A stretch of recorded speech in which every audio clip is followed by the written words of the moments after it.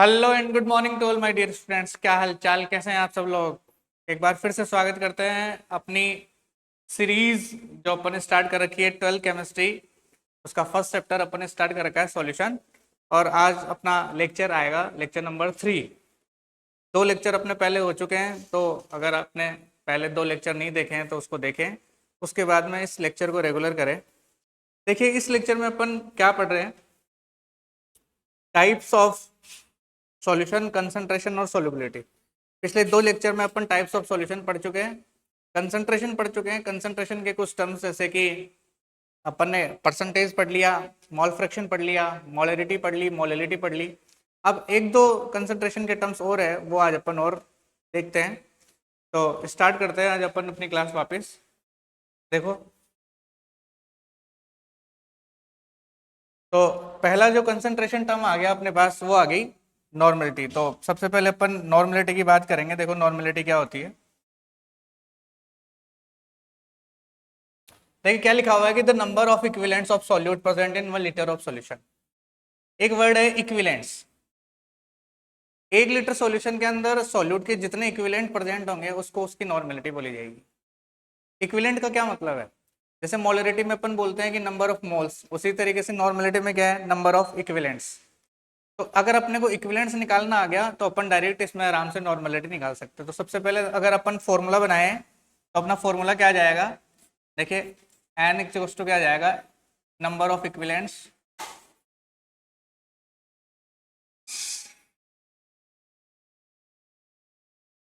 Of solute divide by क्या आ जाएगा, volume of solution.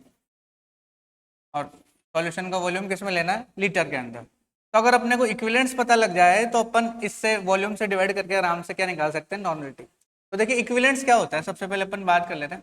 इसको इक्विवेलेंट भी बोल सकते हैं, ग्राम इक्विवेलेंट भी बोल सकते हैं। तो इक्विवेलेंट क्या होता है,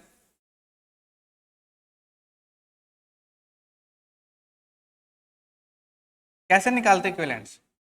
जिस तरीके से अपन मोल कैसे निकालते हैं, जैसे मान लीजिए क्वेश्चन में अपने को गिवन वेट दिया जाता है, जैसे 20 ग्राम सॉल्यूट इतना ऐसा कुछ, तो उसमें अपन क्या करते हैं, मोलर मास से डिवाइड कर देते हैं। इसी तरीके से अगर अपने को इक्विवेलेंट्स या ग्राम इक्विवेलेंट्स निकालने हैं तो आपको जो वेट दिया गया है, जो भी क्वेश्चन में अगर मान लो वेट दिया जाता है, उसमें अपन डिवाइड करेंगे इक्विवेलेंट वेट से। Equivalent weights. अब अगर अपने को इक्विवेलेंट वेट पता लग जाए, अब इक्विवेलेंट वेट क्या चीज होती है ये देखो, इक्विवेलेंट वेट का पता लग जाए तो इस फॉर्मूले में रखेंगे और अपन नॉर्मलिटी बार आराम से निकाल सकते हैं। तो अब एक नया टर्म आ गया इक्विवेलेंट वेट। ये इक्विवेलेंट वेट क्या होता है, तो देखो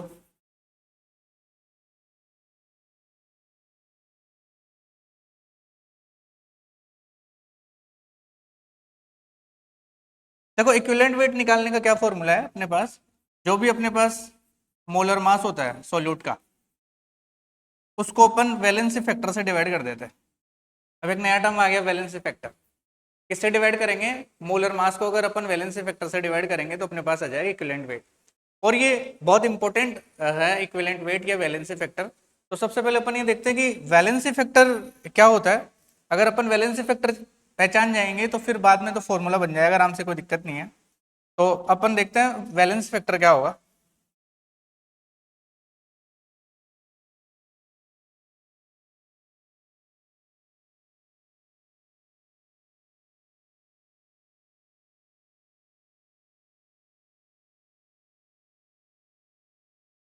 देखो जैसे अपने को क्या निकालनी है, वैलेंसी फैक्टर निकालना है।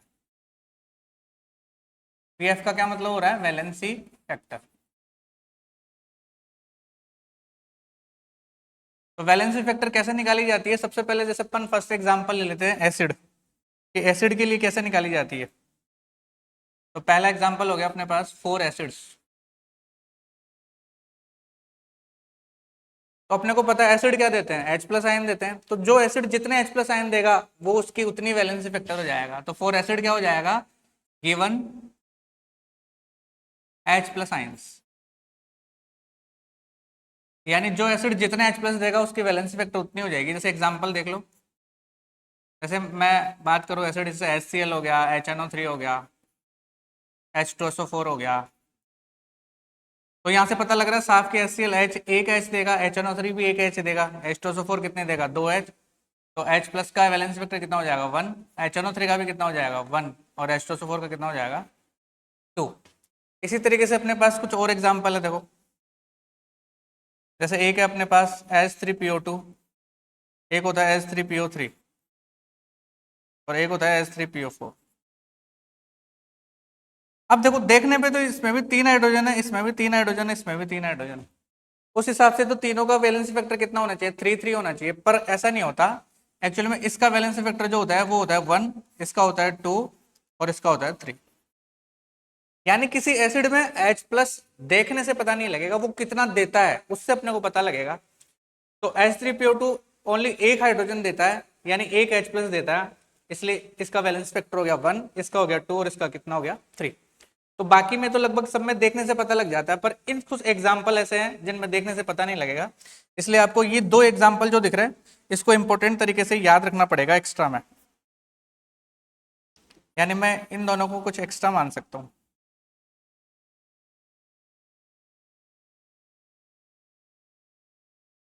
तो इनको आप इंपॉर्टेंट करके याद रखेंगे कि इनका इसका वैलेंस वेक्टर 1 है और इसका वैलेंस वेक्टर कितना होता है, 2। तो ये तो बात हो गई अपनी एसिड की। अब जैसे मान लीजिए अपन को बेस की बात करनी है कि बेस का वैलेंस वेक्टर कितना होगा, तो कैसे निकालेंगे।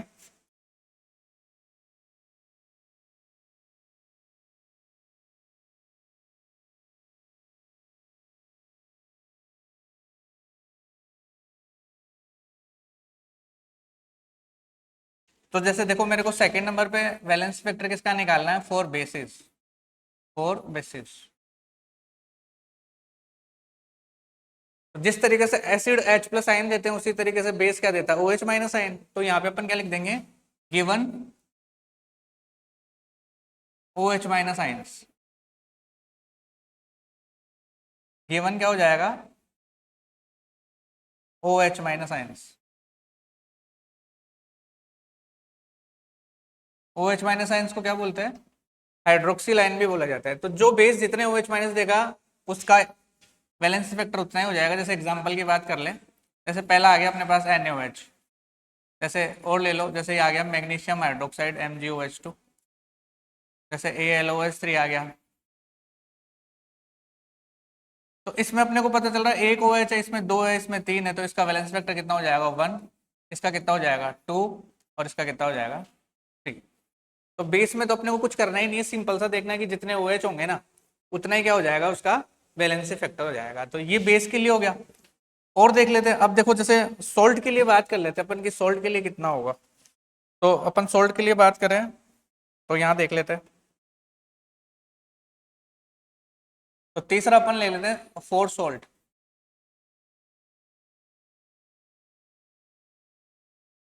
तो सोल्ट्स का याद रखना अपने को कि जितने पॉजिटिव या फिर नेगेटिव चार्ज, यानी सोल्ट जितने पॉजिटिव और नेगेटिव चार्ज रखेगा वो उसका उतना ही वैलेंस फैक्टर हो जाएगा। कैसे, जैसे देखो एग्जांपल, जैसे मेरे पास है NaCl, तो अपने को पता है Na पे पॉजिटिव होता है, Cl पे नेगेटिव।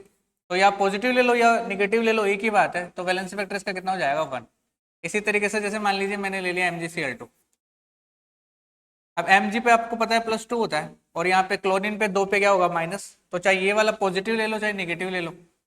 तो यानी कहने का मतलब सोल्ट पे जितना चार्ज होगा या केटाइन या जितना एनाइन होगा वो उसका बैलेंस फैक्टर उतना ही हो जाएगा। और देख लेते हैं अपन, जैसे जैसे मान लीजिए अपने को लेना है Al2SO4 3, इस तरीके से। तो आपको पता है कि क्या हो, ये किस तरीके से टूटेगा, इस तरीके से टूटता है ये 2Al3 प्लस और SO4, ये जो 3SO4 2 माइनस। तो ये देखने पर पता लग रहा है कि कितने चार्ज हो गए, 6 चार्ज हो गया यहाँ पे भी 6 चार्ज हो गया। तो कुल मिला के कितना वैलेंस फैक्टर आ जाएगा, 6 आ जाएगा। तो इस तरीके से वैलेंस फैक्टर अगर एसिड का निकालना है तो गिवन H प्लस आइंस हो जाएंगे, बेस का निकाला होगा तो गिवन OH माइनस आइंस हो जाएंगे। सोल्ट का निकालना होगा तो उस पर जो पॉजिटिव और नेगेटिव चार्ज होगा वो उसका वैलेंस फैक्टर हो जाएगा। इसके अलावा जैसे कुछ ऑक्सीडाइजिंग और रिड्यूसिंग एजेंट भी होते हैं, उनका भी वैलेंस फैक्टर देख लो। हालांकि ये सब चीजें अपने को देखो रेडॉक्स रिएक्शन में ज्यादा काम आती है या फिर टाइट्रेशन वगैरह करते हैं। फिर मैं आपको बता देता हूँ ताकि याद रहेगा, तो आपके फायदेमंद रहेगा। तो एक चीज और देख लो आप लास्ट, यानी ऑक्सीडाइजिंग एजेंट या रिड्यूसिंग एजेंट की और बात कर लेते हैं।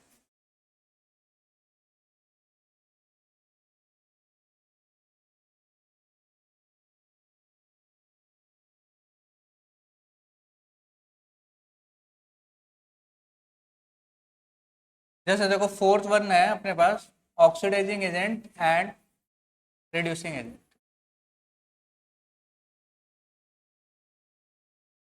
ओ ए का मतलब है ऑक्सीडाइजिंग एजेंट। ऑक्सीडाइजिंग एजेंट मतलब जो किसी दूसरे का ऑक्सीडेशन करता हो।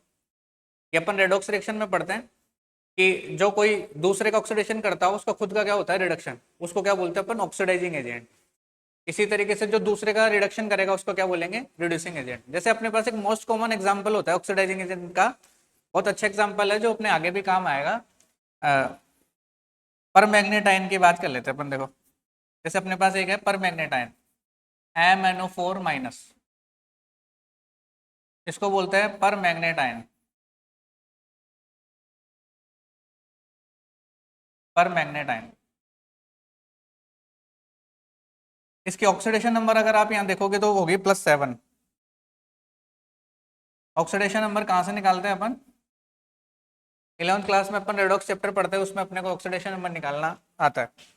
अब अपन क्या करना चाहते हैं, अपन क्या करेंगे, इसको अलग अलग अगर मीडियम में रखते हो,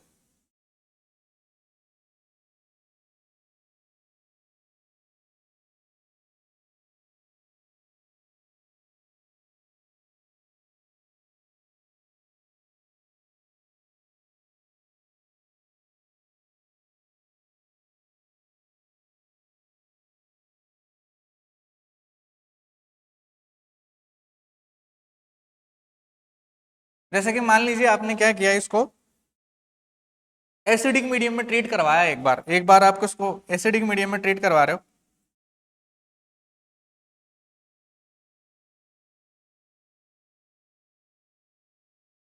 एक बार इसको आप बेसिक मीडियम में ट्रीट करवा रहे हो, और एक बार इसको न्यूट्रल मीडियम में ट्रीट करवा रहे हो। जैसे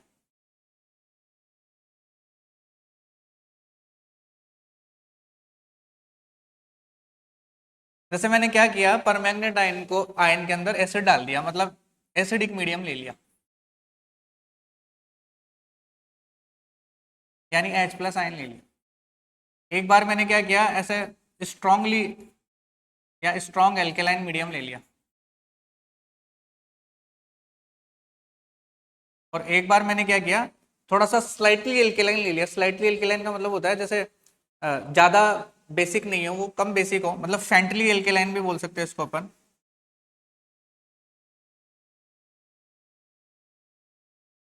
या अगर न्यूट्रल लिखा हुआ आ रहा है तो भी कोई बात नहीं, वो एक ही बात होती है। तो ऐसे केस में क्या होगा, देखो ध्यान से देखना, इंपॉर्टेंट बात है ये। तो पर मैग्नेटाइन को अगर अपन एसिडिक मीडियम में रखते हैं तो ये चला जाता है Mn2+ में।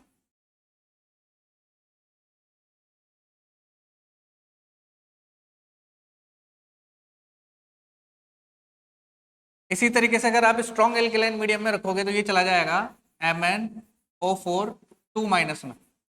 इसको बोलते हैं मैग्नेट आयन, इसको बोलते हैं मैग्नेट आयन, और इसको बोलते हैं पर मैग्नेट आयन। और इसी तरीके से अगर आप फ्रेंडली एल्केलाइन या फिर न्यूट्रल मीडियम में इसको रखते हो तो ये चला जाता है MnO2 में। तो अगर फिर अपन यहाँ से ऑक्सीडेशन नंबर की बात करें तो इसकी तो पता चल रही है +2 है, इसकी निकालेंगे तो ये आएगी +6, और इसकी निकालेंगे तो कितनी आएगी, +4। तो अब अपन क्या देखना चाहते हैं, देखो एक्चुअली में क्या हो रहा है,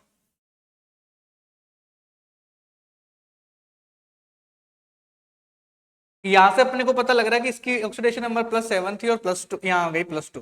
तो रेडॉक्स रिएक्शन में अपन देखते हैं रेडॉक्स वाले चैप्टर में कि +7 से +2 का मतलब क्या हो गया, ऑक्सीडेशन नंबर कम हो गई। ऑक्सीडेशन नंबर कम होने का मतलब होता है रिडक्शन, और ऑक्सीडेशन नंबर बढ़ने का मतलब क्या होता है, ऑक्सीडेशन। इसका मतलब ये जो परमैंगनेट आयन था वो एसिडिक मीडियम में Mn2+ में क्या हो गया, रिड्यूस हो गया। अब रिड्यूस हुआ तो उसने क्या किया, इलेक्ट्रॉन लिया। तो इलेक्ट्रॉन कितने लिए, इन दोनों ऑक्सीडेशन नंबर का जो अंतर है उतने इलेक्ट्रॉन लिए। तो +7 से +2 में आ गया, इसका मतलब उसने कितने इलेक्ट्रॉन ले लिए, 5 इलेक्ट्रॉन ले लिए। ये सब अपन क्यों पढ़ रहे हैं, अपन क्या निकालना चाहते हैं, वैलेंसी फैक्टर। तो ऑक्सीडाइजिंग एजेंट है ये क्या है, एक अच्छा ऑक्सीडाइजिंग एजेंट है। तो इस ऑक्सीडाइजिंग एजेंट की अपन वैलेंसी फैक्टर निकाल रहे हैं अलग अलग मीडियम में। तो अगर मैं यहाँ पे वैलेंसी फैक्टर की बात करूँ इसकी, तो यहाँ हो जाएगी 5। यहाँ अगर बात करेंगे तो यहाँ कितने का चेंज आ रहा है, इलेक्ट्रॉन का 1 का, तो यहाँ हो जाएगी 1। और यहाँ कितने का चेंज आ रहा है, 3। तो अब ये निकालने से हुआ क्या, ये निकालने से ये हुआ कि जैसे मान लीजिए इसका जो मोलर मास है या मोलिकुलर वेट है वो मान लेते हैं x है एक बार के लिए, कितना है x। तो अपन इसका क्या निकालना चाहते हैं, इक्विवेलेंट वेट। तो मैंने क्या बताया, इक्विवेलेंट वेट क्या होता है, मोलर मास या मोलिकुलर मास डिवाइड बाय क्या होता है, वैलेंसी फैक्टर। तो अपने को इसका वैलेंसी फैक्टर मिल गया 5। अब अगर अपन इसका इक्विवेलेंट वेट निकालना चाहेंगे तो ये आ जाएगा x/5। ये क्या आ गया इसको एक्चुअली में इसका इक्विवेलेंट वेट। इसी तरीके से इसका कितना आ जाएगा, इसका आ जाएगा x/1 या x ही लिख दो, और इसका कितना आ जाएगा x/3।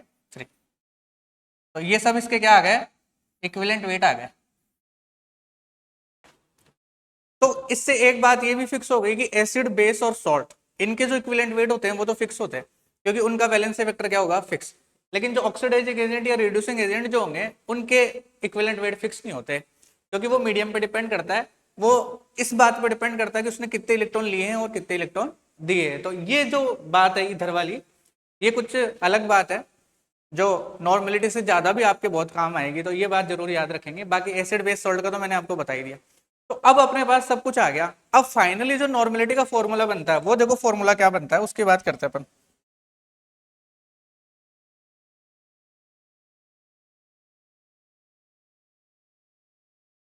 तो अब अपने पास जो फाइनली नॉर्मेलिटी का फॉर्मूला आएगा, वो देखो क्या आता है।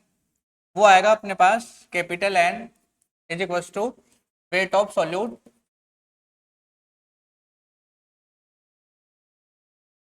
Divide by molar mass of solute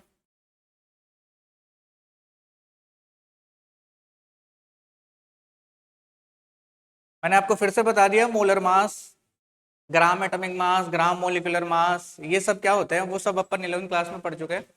तो वो चीज जरूर ध्यान रखेंगे आप। तो क्या हो गया, weight upon molar mass of solute, और नीचे सॉल्यूशन का क्या आ जाएगा, वॉल्यूम। तो वॉल्यूम ऑफ सॉल्यूशन,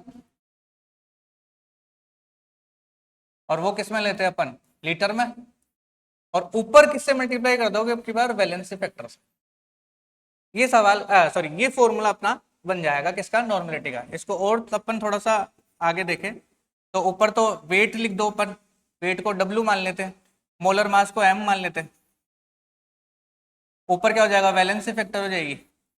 और अगर अपन सोल्यूट को क्या माने, B माने, जैसे मान लीजिए सोल्यूट क्या है, B, तो यहाँ पे मैं लिख सकता हूँ W/MB वैलेंसी फैक्टर, और वॉल्यूम जो होगा वॉल्यूम को V मान लो, और ये मान लो कि ml में दे रखा है अगर, तो अपने को इसको लीटर में चेंज करने के लिए क्या करना पड़ेगा, 1000 से मल्टीप्लाई करना। तो ये फाइनली अपने पास जो फॉर्मूला बना है ना इसका नॉर्मेलिटी निकालने का, तो ये फॉर्मूला फाइनली ये आ गया अपने पास। तो इसको ध्यान रखेंगे आप। अब यहां से अपने को पता लग रहा है कि अगर अपने को वैलेंसी फैक्टर मिल जाए तो अपन आराम से नॉर्मेलिटी निकाल सकते हैं। एक चीज और देखो इसमें, पहले तो अगर मैं उसकी यूनिट की बात करूं तो यूनिट क्या रहेगी, यूनिट की अगर अपन बात करें तो क्या होता है, ऊपर तो आता है ग्राम इक्विवेलेंट, तो ऊपर आ जाएगा ग्राम इक्विवेलेंट, और नीचे क्या आता है, लीटर। तो ये इसकी यूनिट हो जाएगी ग्राम इक्विवेलेंट पर लीटर। सबसे बड़ी एक चीज बात और देखो, देखो अगर मैं इसको WB/MB VML और इस 1000 को ले, तो ये जो फॉर्मूला बन रहा है वो बन रहा है मोलरिटी का। मोलरिटी का फॉर्मूला भी क्या होता है, weight of solute divide by molar mass of solute upon VML into 1000। तो इसको अगर मैं मोलरिटी मानूं तो ये बच गया वैलेंसी फैक्टर। तो यहां से एक रिलेशन निकल के आ गया किसमें, मोलरिटी और नॉर्मलिटी में, कि अगर अपन मोलरिटी को वैलेंसी फैक्टर से मल्टीप्लाई कर दें तो अपने पास नॉर्मलिटी आ जाएगी। ये और भी अच्छा रिलेशन है, इसको भी आप ध्यान रखेंगे।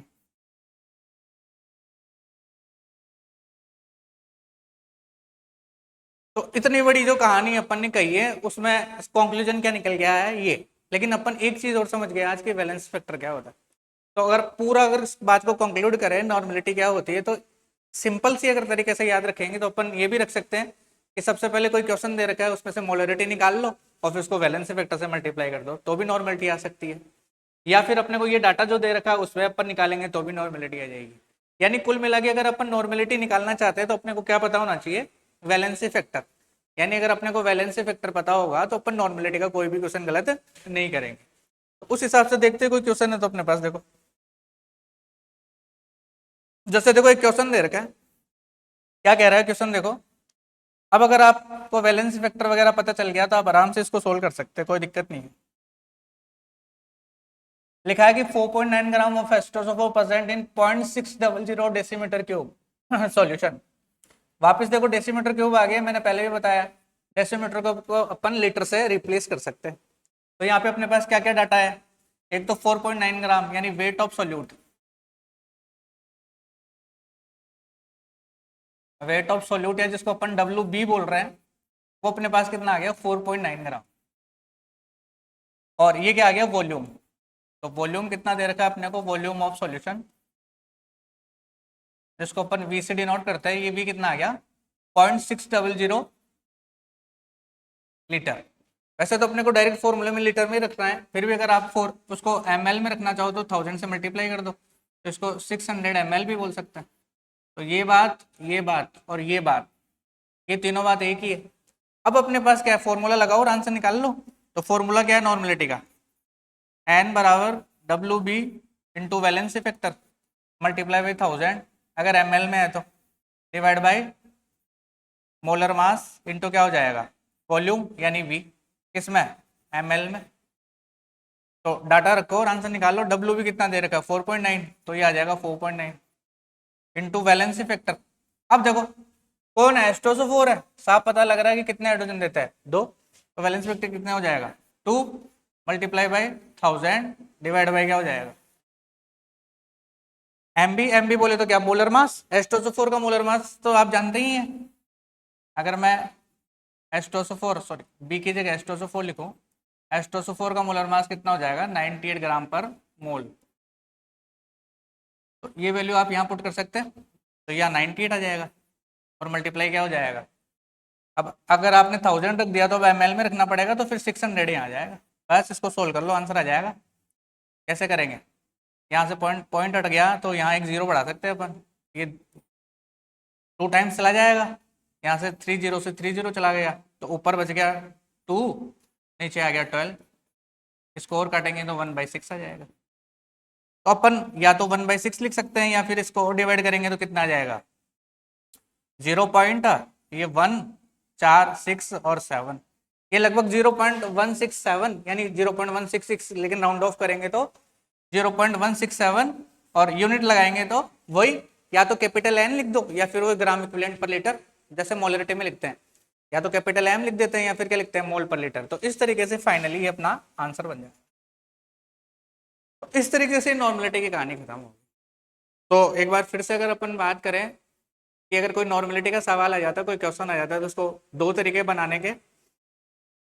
एक तरीका तो ये है कि जैसे अपन पहले मोलरिटी पढ़ के आए हैं वो मोलरिटी निकाल ले उसको और उसके वैलेंस फैक्टर से मल्टीप्लाई कर दे, एक तरीका तो ये है। या फिर दूसरा तरीका इसका पूरा फॉर्मूला याद रखे। तो इस तरीके से अगर आपको मोलरिटी देके नॉर्मलिटी या नॉर्मलिटी देके मोलरिटी पूछी जा रही थे तो आप आराम से नॉर्मलिटी निकाल सकते। तो इसी के साथ अपना ये नॉर्मलिटी का जो कंसंट्रेशन का टर्म है ये भी खत्म होता है। इसके बाद में अपना और क्या बचेगा देखो, अब आ जाता अपना कोई नया, अब आ गया अपने पास पीपीएम, मतलब लास्ट अपने दो टर्म और बचे हैं पीपीएम और पीपीबी। तो पीपीएम देखो क्या होता है, पीपीएम की बात करते हैं। पीपीएम का मतलब होता है part per million, part per million. PPM और part per million is unit used to describe very small concentration of a substance in a larger solution. It is a number of parts of solute present in 10⁶ parts of solution. देखिए PPM M मतलब million, million बोले तो 10 लाख। यानी सबसे पहली बात तो अपने को क्या ध्यान रखनी है ये वाली, कि जैसे मान लीजिए सॉल्यूशन बहुत ज्यादा है और उसकी मतलब उसकी तुलना में अगर बात करें, उसके रेस्पेक्ट में बात करें तो सॉल्यूट बहुत कम हो, तब अपने को ये वाली कंसंट्रेशन काम में लेंगे। तो पहली बात क्या हुई कि जब अपने को बहुत वेरी डाइल्यूट सॉल्यूशन हो या फिर सॉल्वेंट या सॉल्यूशन बहुत ज्यादा हो, सॉल्यूट बहुत कम हो, तब अपने को ये पीपीएम टर्म यूज लेना होता है। पीपीएम क्या होता है पार्ट्स पर मिलियन, मतलब 10⁶ यानी 10 लाख पार्ट सॉल्यूशन के अंदर जो सोल्यूट घुला होगा उसी को अपन क्या बोलेंगे पीपीएम। तो उसी को अपन क्या बोलते हैं पीपीएम। तो पीपीएम के लिए अपन फॉर्मूला बना सकते हैं, देखो क्या बनाएंगे। तो पीपीएम का देखो फॉर्मूला क्या हो गया, पीपीएम का फॉर्मूला हो जाएगा, ऊपर तो आ जाएगा सोल्यूट के पार्ट्स तो लिखेंगे पार्ट्स ऑफ सोल्यूट, और नीचे आ जाएगा divide by parts of solution, और मल्टीप्लाई किससे हो जाएगा 10⁶ से। तो ये अपने पास किसका फॉर्मूला आ जाएगा, पीपीएम निकालने का फॉर्मूला आ जाएगा। पार्ट्स का क्या मतलब है, यानी जैसे मान लीजिए सॉल्यूट का वेट दे रखा है तो ऊपर वेट आ जाएगा, नीचे सॉल्यूशन का वेट आ जाएगा। अगर सॉल्यूट को मान लीजिए ml या लीटर में दे रखा है तो नीचे भी सॉल्यूशन का लीटर या ml आ जाएगा, मतलब जो यूनिट आप ऊपर लगाओगे वही नीचे लगा लोगे। तो इस तरीके से अपन इन दोनों को वैल्यू रख के आराम से आंसर निकाल सकते हैं। जैसे और एक एग्जाम्पल और अच्छे से समझाऊं मैं आपको, तो इसको कैसे समझ सकते हैं जैसे मान लीजिए कुछ एग्जाम्पल लिखा हुआ है ऐसे कि पीपीएम कहाँ काम आता है। जैसे मैंने बताया कि बहुत ज़्यादा सॉल्यूशन और कम सा उसमें सोल्यूट घुला होगा तो उसको पीपीएम में निकालेंगे। जैसे कि अपने जो ओशियंस होते हैं उसमें सॉल्ट जो होता है वो होता तो बहुत है, पर ओशियंस की तुलना में यानी पानी की तुलना में तो बहुत कम माना जाएगा। तो अपन एग्जाम्पल लिख सकते हैं जैसे कि सॉल्ट्स इन ओशियन, यानी अगर आपको ओशियंस के अंदर सॉल्ट की मात्रा निकालनी है तो फिर पीपीएम पीपीवी में ही निकलेगी। इसके अलावा जैसे अपन पानी में फ्लोराइड की मात्रा ले सकते हैं, जैसे लिखते हैं फ्लोराइड इन वाटर, या फिर जैसे अपना पूरा जो स्पेस है या अपना जो एटमॉस्फेयर है उसमें इनर्ट केसेस बहुत कम होती है, तो इनर्ट केसेस को भी अपन पीपीएम में निकाल सकते हैं। इसके अलावा जैसे पानी में आपको पता है ऑक्सीजन की मात्रा जो होती है वो भी बहुत कम होती है, तो जैसे ऑक्सीजन इन वाटर तो इस तरीके से ये कुछ एग्जाम्पल्स के यानी ये कुछ सॉल्यूशन के अगर अपन कंसंट्रेशन निकालेंगे तो फिर वो किस में निकालेंगे, पीपीएम या पीपीवी वगैरह में निकालेंगे। तो देखो कोई सवाल हो तो वो कर लेते हैं अपन। जैसे देखो एक क्वेश्चन दे रखा है, क्वेश्चन क्या कह रहा है कि 2 gram of oxygen is dissolve in 10 की power 4 gram of water, find the concentration of oxygen in PPM. तो कुछ ज्यादा दिमाग लगाने वाली बात नहीं है, सीधा सीधा आ गया कि सॉल्यूट जो है वो तो ऊपर रख लो। सॉल्यूट कितना है, 2 ग्राम ऑक्सीजन है तो 2 ग्राम तो ऊपर आ जाएगा, नीचे क्या आ जाएगा 10 की पावर 4 ग्राम, और पीपीएम है तो किससे मल्टीप्लाई कर दो 10 की पावर 6 से, तो 10 की पावर 4 से 10 की पावर 6 चला जाएगा तो सॉरी 100 बच जाएगा।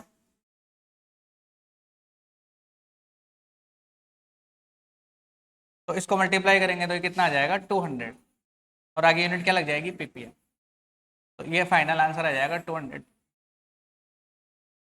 यानी कि अगर 10 की power 4 gram oxygen sorry gram water में 2 ग्राम ऑक्सीजन है तो उसकी कंसंट्रेशन कितनी हो जाएगी 200 पीपीएम।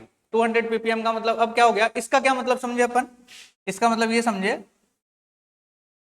कि पीपीएम यानी 10 की पावर 6 पार्ट अगर लिया जाए सॉल्यूशन का तो उसमें ऑक्सीजन कितना पार्ट में होगा 200 पार्ट में। अब इसका मतलब अपन ऐसे रिवर्स करके भी पढ़ सकते हैं। तो इस तरीके से अपन पीपीएम की कंसंट्रेशन का टर्म निकाल सकते हैं। और देख लो कुछ है तो। अब देखो एक लास्ट और बच गया अपने पास, वो क्या है पीपीवी, बिल्कुल पीपीएम की तरह ही है। पीपीवी क्या होगा, यहाँ पे बी का मतलब क्या है बिलियन, तो अपन इसको बोलेंगे पीपीवी को पार्ट्स पर बिलियन, पार्ट्स पर बिलियन। तो आप लोग जानते हैं जैसे बिलियन का क्या मतलब होता है, बिलियन का मतलब होता है 100 करोड़। तो बिलियनियर होता है ना उसको बोलते हैं अरबपति हिंदी में। तो जो 100 करोड़ मतलब 1 अरब, और 100 करोड़ का मतलब क्या हो गया 10 की पावर 9। तो जो पीपीएम के फॉर्मूले में 10 की पावर 6 आता है उसकी जगह पर 10 की पावर 9 लगा देंगे तो कौन सा कंसेंट्रेशन आ जाएगा, पीपीवी आ जाएगा। तो आराम से फॉर्मूला बन जाएगा इसका भी सिंपल, क्या कि पीपीवी बराबर क्या होगा, वही parts of solute divide bye क्या हो जाएगा पार्ट्स ऑफ सॉल्यूशन।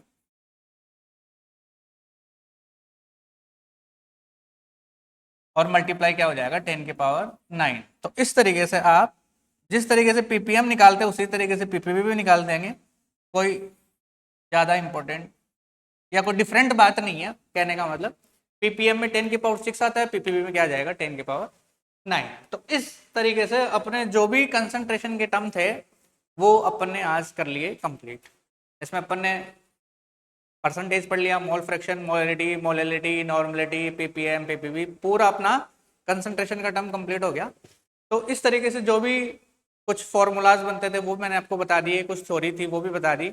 इसके अलावा इसमें क्वेश्चंस होते हैं, जितने अच्छे क्वेश्चन करेंगे आप उतना ही उसमें थोड़ी बहुत एक्सपर्टीज आएगी आपको, तो ये चीज़ ध्यान रखेंगे। हालांकि इसमें कोई ज़्यादा थ्योरेटिकल सवाल तो नहीं पूछे जाते, फिर भी थ्योरेटिकल में अगर जैसे अपन बात करें, जैसे मैंने आपको स्टार्टिंग में बताया था कि क्वेश्चन आ जाए कि फॉलोइंग में से कौन सा टर्म टेम्परेचर पे डिपेंड करता है, कौन सा नहीं करता, तो आप आराम से बता सकते हैं इसमें देख के कि जिस टर्म में वॉल्यूम का टर्म आ रहा है वो टेम्परेचर से क्या होगी, इफेक्ट होगी, वरना नहीं होगी। जैसे मोलरिटी और मोलरिटी में आ जाए, आपको पूछे मोलरिटी या मोलरिटी में कौन सा टेम्परेचर से इफेक्ट होगा, तो आप बताएंगे मोलरिटी, क्योंकि मोलरिटी में तो वॉल्यूम का कोई टर्म ही नहीं आता। इसी तरीके से और अगर अपन कोई थ्योरेटिकल क्वेश्चन की बात करें तो एक क्वेश्चन और भी आता है इसमें, जैसे कि मोल फ्रैक्शन की यूनिट बताइए। ये कई बार ऐसे आ जाता है कि कौन से कंसंट्रेशन टर्म की विच कंसंट्रेशन टर्म इज यूनिटलेस, कौन सा कंसंट्रेशन टर्म जो है वो यूनिटलेस है, तो आप ध्यान रखेंगे मोल फ्रैक्शन की कोई यूनिट नहीं होती। तो इस तरीके से दो चार इसके थ्योरेटिकल सवाल बनते हैं। बाकी तो जो जनरली सवाल है वो कौन से बनेंगे, न्यूमेरिकल। तो आप जितने भी फॉर्मूले बताए गए फॉर्मूले याद रखें, क्वेश्चंस करवाए गए वो क्वेश्चन देखें, और इसके अलावा प्रैक्टिस करें ताकि आपकी कंसंट्रेशन टर्म में क्या हो जाएगा, पकड़ बनेगी।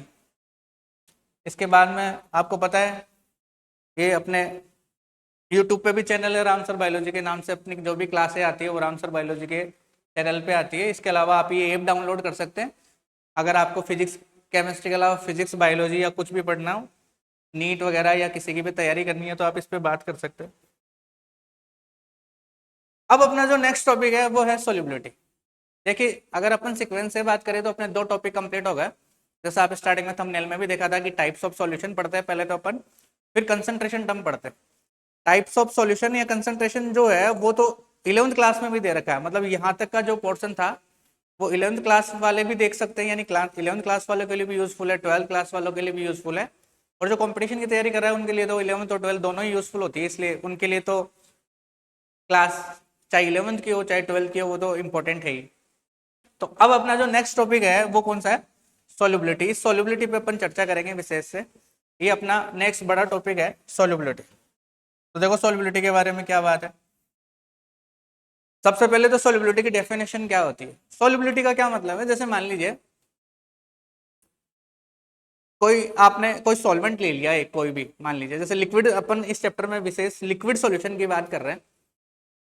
तो लिक्विड सॉल्यूशन के अंदर जैसे मान लीजिए आपने कोई गैस घोली या डिजोल्व करी या कोई सॉलिड डिजोल्व करा, तो जितना उसका मैक्सिमम अमाउंट उसके अंदर घुल जाएगा उसी को उसके क्या बोलेंगे, सोल्यूबिलिटी। तो डेफिनेशन अगर अपन लिखना चाहें तो आराम से लिख सकते हैं कि the maximum amount of solute that can be dissolve in a fix amount of solvent, यानी किसी एक फिक्स अमाउंट ऑफ सॉल्वेंट के अंदर जितनी ज्यादा आप गैस या कोई सॉलिड या किसी लिक्विड को घोल सकते हैं, डिजोल्व कर सकते हैं, उसी को अपन क्या बोलते हैं, सोल्यूबिलिटी। तो सोल्यूबिलिटी की क्या डेफिनेशन हो जाएगी, देखो कि द मैक्सिमम अमाउंट ऑफ, क्या हो जाएगा, the maximum amount of solute that can be dissolved in a fixed amount of solvent। Solvent का जैसे आपने कोई फिक्स अमाउंट ले रखा है या पर्टिकुलर अमाउंट ऑफ सॉल्वेंट ले सकते हो आप, particular amount of solvent at a constant temperature and pressure।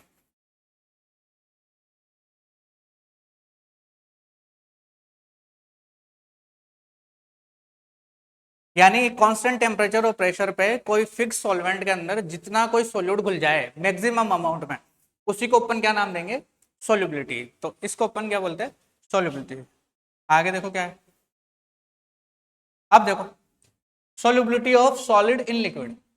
देखिए मैंने आपको फिर से कहा कि अपन इस चैप्टर में किसकी बात करें, लिक्विड सॉल्यूशन की बात करें। लिक्विड सॉल्यूशन बोले तो ऐसा सॉल्यूशन जिसमें सॉल्वेंट जो होगा वो क्या होगा, लिक्विड। तो अपने पास जैसे लिक्विड सॉल्यूशन है इस तरीके से, तो अपन क्या करेंगे, एक बार इसमें सॉलिड मिला के देखेंगे यानी सॉलिड की सॉल्युबिलिटी देखेंगे, एक बार अपन इसमें गैस मिला के देखेंगे, और तीसरी टाइम पे अपन इसमें लिक्विड डालेंगे। तो इससे क्या हुआ, एक बार तो अपन देख रहे हैं कि solubility of A solid in liquid, यानी इस लिक्विड के अंदर सॉलिड मिला के देख रहे हैं कि वो कौन कौन से फैक्टर जो होंगे सॉलिड को इफेक्ट करेंगे। एक बार अपन इसमें गैस मिला के देखेंगे और फाइनली बाद में जो अपना नेक्स्ट होगा वो कौन सा होगा, लिक्विड लिक्विड सॉल्यूशन होगा। तो सबसे पहले अपन इस वाले सॉल्यूशन की बात कर रहे हैं कि एक फिक्स अमाउंट ऑफ लिक्विड में, यानी एक फिक्स अमाउंट ऑफ सॉल्वेंट में अगर सॉलिड डाला जाए तो कौन कौन से फैक्टर उसको अफेक्ट करते हैं उसकी बात करेंगे। देखो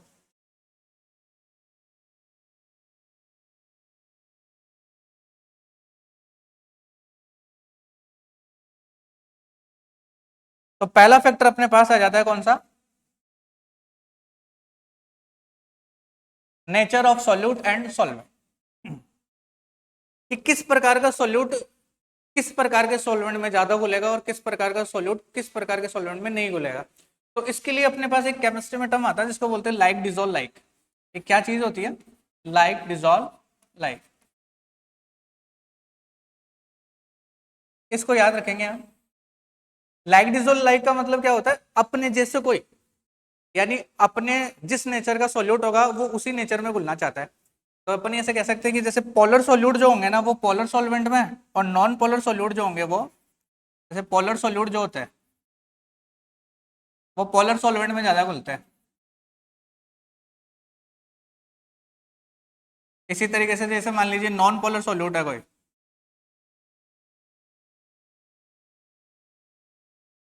जो क्या होगा, नॉन पोलर सॉल्वेंट के अंदर ज्यादा घुलेगा।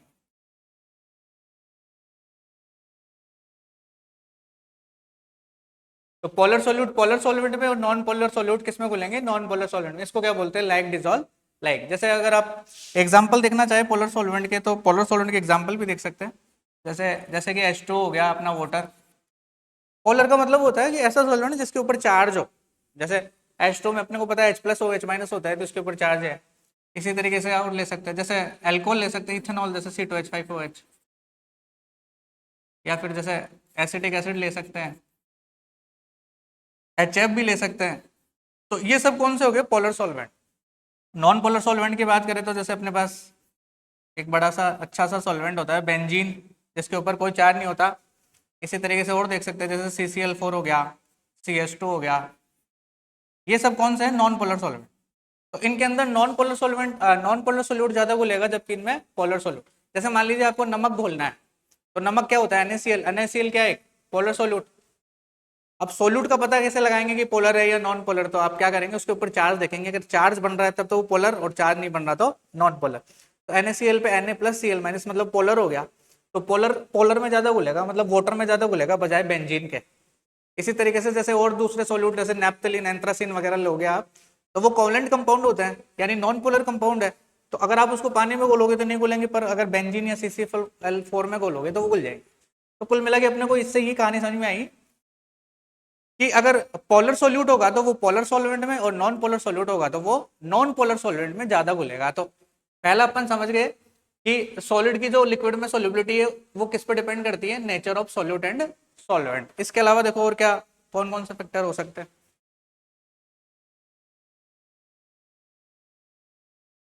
जैसे देखो मान लेते हैं अपन कोई सॉलिड इसके अंदर घोल रहे हैं, कुछ और बता देता हूं मैं आपको। देखो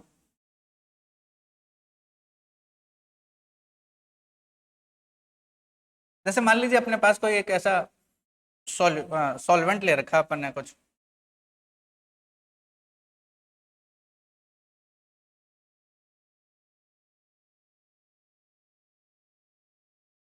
जैसे मान लीजिए अपने पास कोई सॉल्वेंट है ऐसा,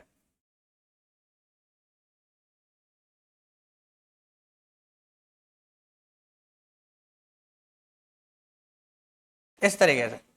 अब आप क्या कर रहे हो, इसके ऊपर या इसके अंदर कोई सॉलिड सब्सटेंस डाल रहे हो, यानी कोई मान लीजिए आप शुगर घोल रहे हैं इसके अंदर, ये क्या है, पानी है मान लेता हूँ, ये वाटर है,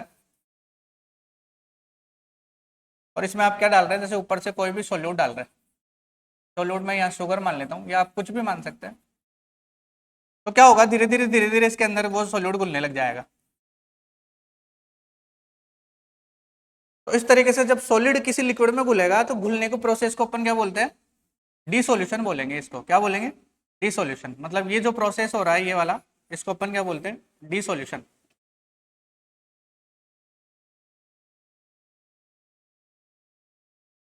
तो इस तरीके से सॉल्यूट मान लीजिए कोई सॉल्वेंट में अपन घोल रहे हैं तो ये धीरे धीरे पूरा घुल जाएगा। अब एक टाइम ऐसा आएगा कि भाई वो घुलना बंद हो जाएगा भाई। अपन ने कहा ना कि एक फिक्स अमाउंट तक ही अपन घोल सकते हैं, तो ऐसा तो है नहीं कि आपने जैसे एक पानी का गिलास लिया और उसमें 4-5 किलो चीनी तो नहीं घोल सकते, उसमें एक फिक्स अमाउंट में तो घोल ही पाओगे। तो जैसे ही अपन इसमें घोल रहे हैं तो मान लेते हैं कि ये घुलना बंद हो गया, तो ऐसी कंडीशन को बोलते हैं अपन सेचुरेटेड सॉल्यूशन। क्या बोला जाता है? Saturated solution. यानी सेचुरेटेड सॉल्यूशन वो सॉल्यूशन होंगे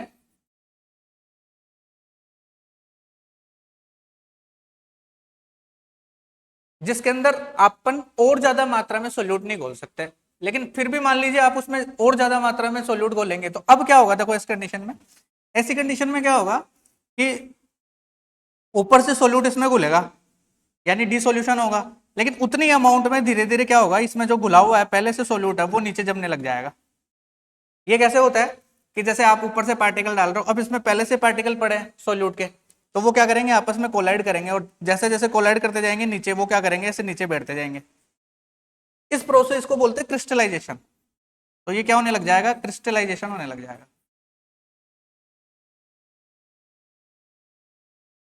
तो जब सेचुरेशन सॉल्यूशन बनेगा, सॉरी सेचुरेटेड सॉल्यूशन बनेगा, तो रेट ऑफ डिसोल्यूशन और रेट ऑफ क्रिस्टलाइजेशन क्या हो जाएगी? दोनों बराबर हो जाएगी। यानी सेचुरेटेड सॉल्यूशन में क्या होता है? रेट ऑफ डिसोल्यूशन बराबर किसके हो जाएगी? रेट ऑफ क्रिस्टलाइजेशन के।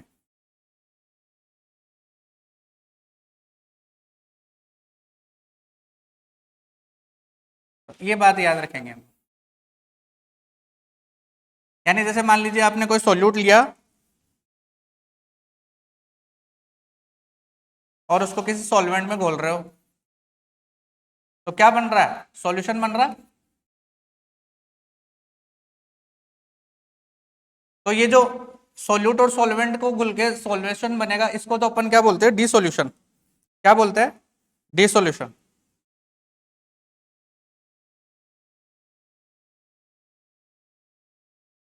और अगर सॉल्यूशन वापस मान लीजिए सॉल्वेंट और सॉल्यूट में चेंज होने लग जाए, तो इसको बोलते हैं क्रिस्टलाइजेशन।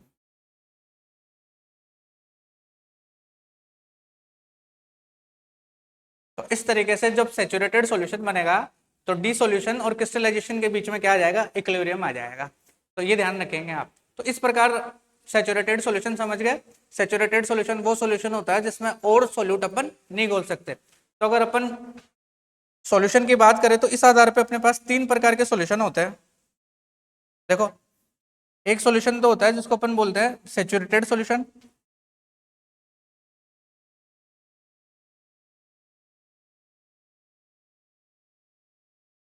एक सॉल्यूशन हो जाएगा अपने पास अनसेचुरेटेड सॉल्यूशन।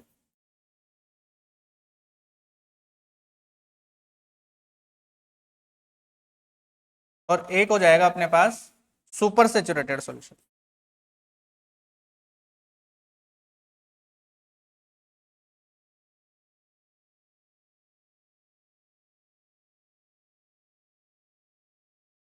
तो सेचुरेटेड सॉल्यूशन क्या होगा? जिसके अंदर अपन और सॉल्यूट नहीं घोल सकते, यानी नो मोर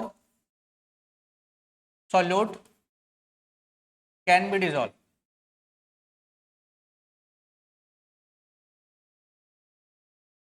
यानी ऐसा सॉल्यूशन जिसके अंदर और सॉल्यूट नहीं घोल सकते, उसको अपन क्या बोलेंगे? सेचुरेटेड। जिसमें और सॉल्यूट घोल सकते हैं, यानी मोर सॉल्यूट कैन बी डिजॉल्व,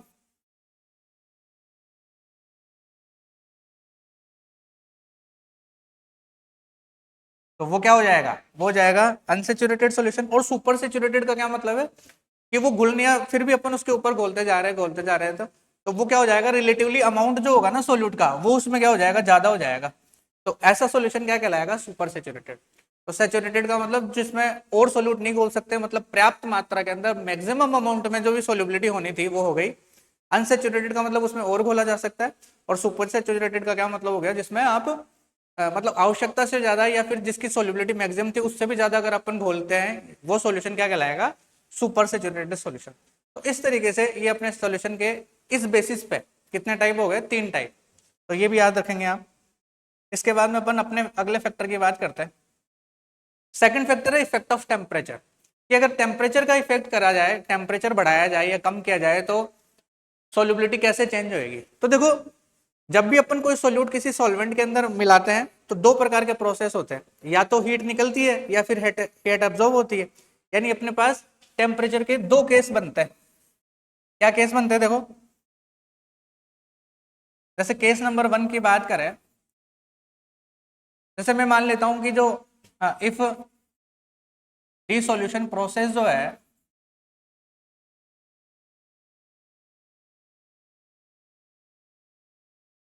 वो एंडोथर्मिक है। एंडोथर्मिक का मतलब क्या हो गया, जो हीट है डेल्टा एच वो कैसी है, पॉजिटिव, यानी हीट एब्जॉर्ब हो रही है। और दूसरा केस जो है अपने पास वो क्या सीन है, if dissolution process is exothermic, यानी कि जो डेल्टा एच है यानी हीट जो है वो क्या हो रही है, उसमें से निकल रही है। तो ये अपन 11th क्लास में जैसे इक्विलिब्रियम वाले चैप्टर में पढ़ते हैं, ली चैटलियस प्रिंसिपल आता है। तो ली चैटलियस प्रिंसिपल क्या कहता है कि जब कोई चीज इक्विलिब्रियम पे होती है और बाहर से अगर अपन उसके ऊपर कोई इफेक्ट डालते हैं तो इक्विलिब्रियम अपने आप को उस डायरेक्शन में शिफ्ट करता है ताकि आपने जो इफेक्ट डाला है उसके इफेक्ट को क्या किया जा सके, कम किया जा सके। तो इसमें देखो हीट क्या हो रही है, एब्जॉर्ब हो रही है। तो ऐसे में अगर मैं टेम्परेचर बढ़ाऊंगा तो सोल्यूबिलिटी बढ़ जाएगी, या इसको दूसरे पेन से लिखे तो अपन,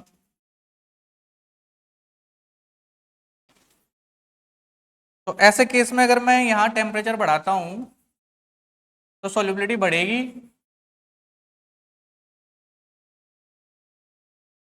जबकि अगर टेम्परेचर अगर आप कम कर देंगे तो सोल्यूबिलिटी क्या हो जाएगी, कम। जबकि यहाँ पे उल्टा हो जाएगा, क्यों, क्योंकि एक्सोथर्मिक है, एक्सोथर्मिक का मतलब हीट पहले से निकल रही है। तो ली चैटलियस प्रिंसिपल क्या कहता है, अगर आप उसका टेम्परेचर बढ़ाओगे तो जो हीट निकल रही है वो कम हो जाएगी, यानी सोल्यूबिलिटी जो बढ़ रही थी वो क्या हो जाएगी, कम। तो उल्टा हो जाएगा, यानी अगर मैं इसका टेम्परेचर बढ़ा दूं तो सोल्यूबिलिटी क्या हो जाएगी, कम।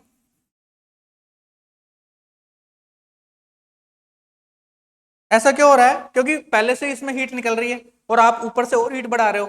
तो ली चैटलियस प्रिंसिपल के अकॉर्डिंग क्या होगा कि इफेक्ट इस तरीके से होगा, यानी इक्विलिब्रियम इस तरीके से शिफ्ट होगा कि आप जो इफेक्ट डाल रहे हैं उसको इफेक्ट को क्या किया जा सके, कम किया जा सके। इसकी वजह से सोल्यूबिलिटी क्या हो रही है, डिक्रीज, यानी डिसोल्यूशन की रेट क्या हो जाएगी, कम। इसी तरीके से अगर मैं टेम्परेचर कम करूंगा तो सोल्यूबिलिटी क्या हो जाएगी, बढ़ जाएगी। तो ये और एक इफेक्ट आप याद रखेंगे, जैसे अपन एक जनरल एग्जांपल से समझ सकते हैं। जैसे मान लीजिए, जैसे अगर आप पानी में थोड़ी बहुत चीनी घोल रहे हैं तो चीनी घोलने का प्रोसेस जो होता है ना वो एंडोथर्मिक होता है। इसलिए कभी भी अपन जैसे कोई सिकंजी या नींबू पानी वगैरह बना रहे हैं तो ठंडे पानी में जब अपन चीनी घोलते हैं तो कम घुलती है। इसके बजाय अगर अपन थोड़ा सा गर्म पानी लेके या थोड़ा गुनगुना सा पानी लेके उसमें घोलेंगे तो जल्दी घुल जाएगी, क्योंकि वो कैसा प्रोसेस है, एंडोथर्मिक। उसमें टेम्परेचर बढ़ेगा तो सोल्यूबिलिटी भी क्या होगी, बढ़ेगी। इसलिए कई बार अपन फ्रीज में से ठंडा पानी निकाल के डायरेक्ट उसमें चीनी घोलते हैं तो उसमें टाइम लग जाता है। इसी तरीके से इसका एग्जाम्पल जैसे अपन मान लेते हैं, जैसे चूना आता है लाइम स्टोन कैल्शियम कार्बोनेट, उसको जैसे आप पानी में घोलते हो तो उसमें बहुत ज्यादा हीट निकलती है, क्योंकि वो कौन कैसा प्रोसेस है, एक्सोथर्मिक। अब अगर आप गर्म पानी में घोलोगे तो उसकी सोल्यूबिलिटी कम होगी। इसलिए चूना जो होता है उसको किस में घोला जाता है, ठंडे पानी में। ठंडे पानी में घोलने से क्या होगा, सोल्यूबिलिटी बढ़ जाएगी। इस तरीके से ये कौन सा इफेक्ट है, टेम्परेचर का। एक और इफेक्ट आता है इसमें, वो और देख लेते हैं अपन आज, इफेक्ट ऑफ प्रेशर। अपने को पता है सॉलिड का तो कोई विशेष इफेक्ट पड़ता ही नहीं है, तो सॉलिड का तो कोई इफेक्ट नहीं आएगा। तो अपन क्या लिखेंगे इसमें, नो इफेक्ट ऑफ प्रेशर।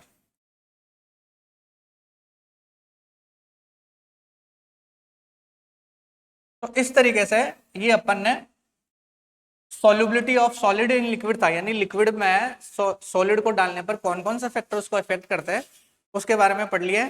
पहला अपना आता है nature of solute and solvent, दूसरा अपना आ गया टेम्परेचर, और तीसरा कौन सा आ गया, प्रेशर। इसमें प्रेशर का तो कोई इफेक्ट पड़ता नहीं है, तो मेनली किस किस का फर्क पड़ेगा, किस किस का इफेक्ट पड़ेगा, nature of solute and solvent, और दूसरा किसका पड़ेगा, टेम्परेचर का। तो आज अपन यहीं तक पढ़ेंगे क्योंकि क्लास काफी लंबी हो गई है। तो जितना भी आपको पढ़ाया गया इस क्लास में उसको एक बार फिर से रिवाइज करेंगे और इसी तरीके से कनेक्ट रहें।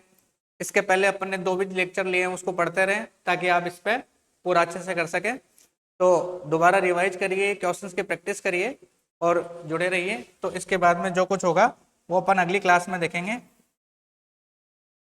अभी देखो नेक्स्ट जो बच गया वो गैस की सोल्युबिलिटी वगैरह बच गई। तो ये सब चीज़ जो देखेंगे अपन नेक्स्ट क्लास में देखेंगे। तब तक के लिए स्वस्थ रहिए, मस्त रहिए और पढ़ते रहिए और मेहनत करते रहिए। Thank you.